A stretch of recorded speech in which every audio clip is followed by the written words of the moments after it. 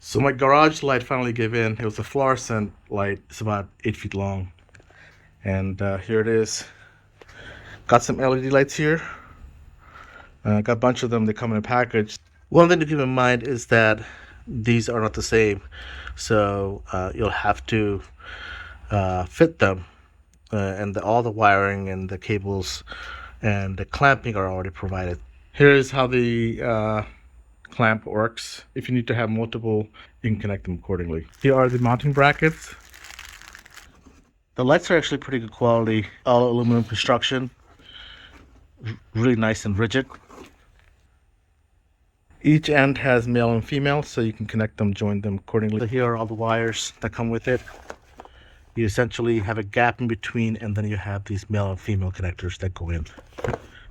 Otherwise, if you're doing what I'm doing, which is just connecting these into the end, and that goes into the actual light.